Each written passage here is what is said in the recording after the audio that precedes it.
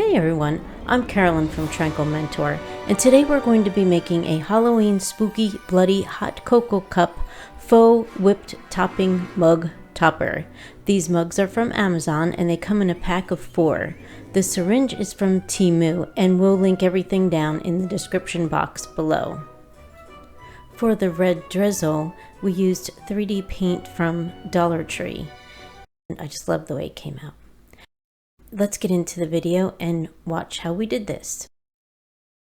I have some painter's tape here, and the cardboard square is covered with wax paper. It's wrapped up like a present. And then I turned the mug over, and with some white cardstock I traced around it with a pencil, and then I cut that out, and that's going to be our base for our whipped topping, so it has something to adhere to. I'm looking at part of this paper is from Recollections. There's a glossy side, and I don't want that glossy side to be up, so I put that facing down. And I'm just getting everything straightened out here. I've used these from Dollar Tree. They are the floral foam balls, and you get 3 pieces in a pack. They're 2.4 inches in diameter. That will give us 6 for our toppers. So I've cut this in half just with a knife that you get from a fast food restaurant or something, you know, in the packet, the black ones. I just use that, and then I hold on to it. You know, there's a lot of different things you can use to cut it. And the glue that I'm using here is very old, so it does look pretty yellow, but it'll work just fine. It will certainly do the job. All right, and then I'm taking that foam ball and I'm going to press down, and we'll get that glued to the paper. All right, and just clean it off a little bit. And I do see some tape from when I wrapped the wax paper, so I just want to make sure that doesn't get in the way or anything or stick to my hand while I'm putting the icing on. All right, and I've got my old Wilton bag here that I've been using forever, but it's nice and sturdy. And here's the star tip, that's the shape. And what I do is I use it over and over, and I just wipe it out. I don't put it in the sink or anything. I wipe it out, and then at the very end I rinse it. But I really try to keep it away from the sink because it'll stop up your sink and your pipes. I'm taking the Wilton bag, and what I'm doing is I'm going to make a cuff over this nozzle. I'm going to keep it pretty far down. What I've been finding is that it will take less time for me to knead that topping down into the nozzle. So I'm really folding it over on itself and getting a nice long cuff there. Then what I'll do is I'll put it into my cup here. That'll hold things up for me. And that'll be just while I'm scooping in the whipped topping. And then I'm going to make sure that fits nice and snug, and then I have a good opening here. And I think that looks really good. So I'm going to use this lightweight spackle. It's by DAP and it's called Fast and Final. And I find that this works the best. You can use the Dollar Tree one. You might have to put a little bit of white paint in it, but this you don't have to put the white paint in, and it is the right texture. But the Dollar Tree spackle will work for this. It will be fine.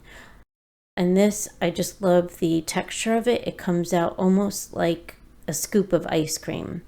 Just a lot softer though. We'll put our first scoop in. And this is a good time to have gloves on. You know, it can get pretty messy, but I try to have gloves nearby and paper towels. Quite a few. And then you'll see underneath I have some parchment paper. And I do that from time to time, but it's okay, it's pretty sticky. So I'll get my gloves on. That'll help later on with not having to keep wiping off my hands as much.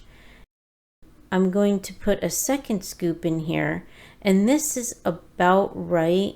If you put a little bit more in, you may have a little bit left over for, say, a small cup or a little Starbucks solo cup, the ones that you get from Dollar Tree. They make a nice little side, and you can do whatever theme that you're working on. So, you know, a Halloween cup would be really nice. I have my spackle in, and I'm just giving that kind of a quick wiping off of my hands, my gloves, and just getting that spackle off. All right, and now we're going to work with our little cuff that we made here. And I'm just going to pull this up a bit, and we'll get rid of this cup because it's going to be easier just to pull it back. This is definitely much better of a technique here. I actually even could have gotten down lower, but this way I don't have that far to go to my nozzle, and I don't have to knead it and get it down to the bottom, and I don't have that far to go. So I could put a lot of pressure in there and push, and then here what we'll do is we'll twist, and then we'll get that to the end of the nozzle there, and you could see it coming out, and we'll get that started. And then there's probably not too much pressure on it yet. It could probably be twisted more, but let's just test and see if we are close enough to the end of that nozzle. And then we'll give it a few more twists too. We don't want a lot of pressure on that so that we can easily push while we're doing our frosting. All right, and then now we do have some coming out at the end there, so we're all set and we're ready to go. And we're just going to move this out of the way. We don't want any more mess to get on our card or on our cardboard. I'm going to start out here, and what we're doing is we're going to, where the edge of the white paper is, the styrofoam ball and the cardboard, we're going to go right into that groove, and we're going to be a little bit over onto that cardboard. I find that that makes it best so that it covers up the white paper and you don't see the edge of the styrofoam ball. And now I'm taking I'm turning the cardboard, and I'm keeping that nozzle closer to me so I have more control. And this way I'm not trying to manage moving it and going around in a circle and all that. I can just twist it and keep it near me and keep it in control. So now what I'll do too, instead of just going in a straight line, I have a little pattern and texture here. I find it's more forgiving.